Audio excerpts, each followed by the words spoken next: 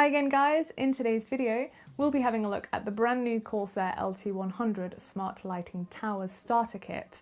This is a part of the iCUE Smart Lighting ecosystem and you can pick it up for £129.99. So let's get it unboxed and check it out.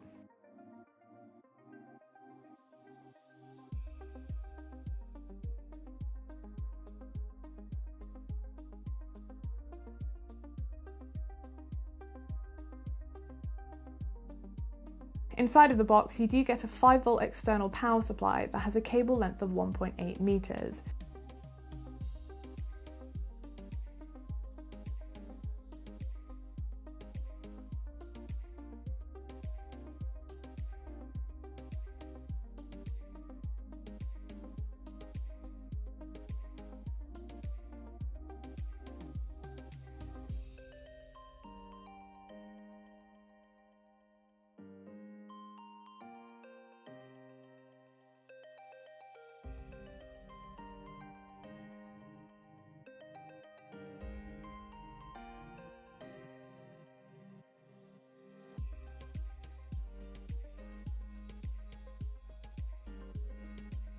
You also get a plastic headset holder accessory, a 1.5 meter RGB cable and a 1.5 meter micro USB to USB Type A braided cable.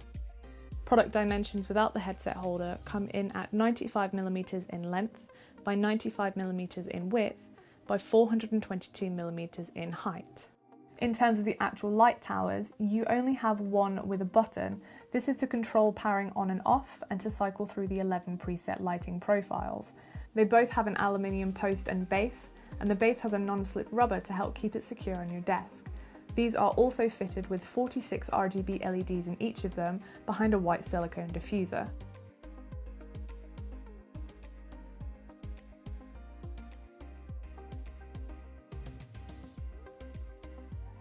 Installation is really easy. You just get the light posts and place them into the base.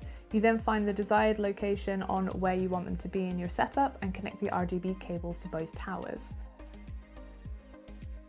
And then with the supplied power supply, you want to plug that into a wall socket and then plug it into the base of tower 1. And then with the micro USB to USB Type A cable, the micro USB part goes into the base of tower 1 and then the USB Type A goes into your PC/laptop. A great addition is the headset holder as well. You can actually put it on any of the towers that you want to really easily as well. So depending on whereabouts you'd like your headphones to kind of just sit within your setup, all you have to do is just remove the top layer where the 3M adhesive sticker is and just actually place it on any one of the towers that you want. Or if you didn't want to use the headset holder, you don't have to. You can just completely remove it and not use it. But definitely I do like this addition because I would definitely like somewhere nice to put my headset, especially because I do have more than one, so it would be nice to have one on my desk on a headset stand and then obviously another one that I use a lot of the time on one of these bad boys too. So what you want to go ahead and do next is make sure you have the Corsair Iq software installed. Once it has been installed and your towers are connected to the PC, you should be able to see them come up in the window. What I would recommend is making sure that the firmware updates are done for them, just to make sure that they're going to work properly for you. You're not going to have any issues along the way.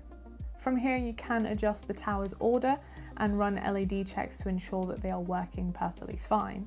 The lighting effects can be fully customized by yourself, or you can use the presets included. These presets are Super X, which is a combination of predetermined effects, color pulse, color shift and color wave, static, sequential, rainbow and much more. One of the things I loved about the LT100 is that you do get the ability to have ambient lighting effects, one of these being video lighting. This changes the tower's colours in real time based on what's being displayed on the screen, and then the effects match the colours that are on the edges of the screen, giving you more of an immersive feel with whatever's going on in front of you.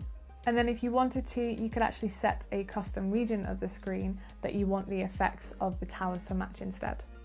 I ran 3D Mark Firestrike Test to see if the performance would be impacted when having the iCUE software open and having the video lighting active, and here were the results. The first test was without the iCUE software open and it achieved a score of 21,929. The second test was with the iCUE software open, achieving a score of 21,613.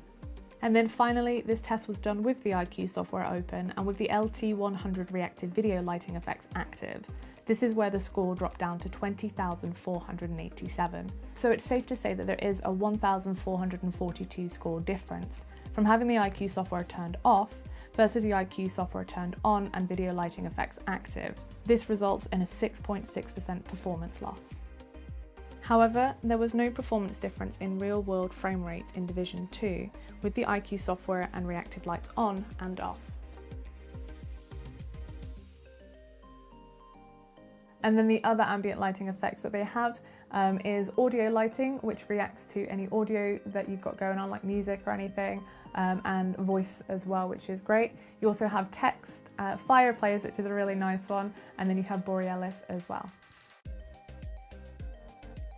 So when it comes to the customization and just having the freedom to choose whichever colors or presets that you would prefer, you definitely have a lot of freedom there, which is great. Obviously you can match your entire setup, or as I said, you could match it to any video games that you're playing at the time, or just generally you could have complete control over everything, which is absolutely brilliant. And especially because they are really aesthetically pleasing, especially if you like RGB in your setup. And if 2 towers just isn't going to be enough for what you want in your setup and you want all of the RGB, you can purchase more of the towers.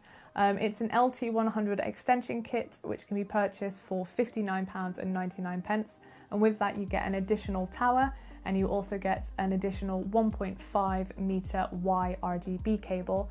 And what that does, it connects directly to one of your existing towers. However, it is worth mentioning that you can only have a maximum of 4 of the smart lighting towers, and you do have to have the starter kit in order to use the extension kits too. I do really like the LT100. It definitely does look very aesthetically pleasing, and especially if RGB is your thing when it comes to your setups, which I really like. It definitely is a great addition to the smart lighting ecosystem, which is great.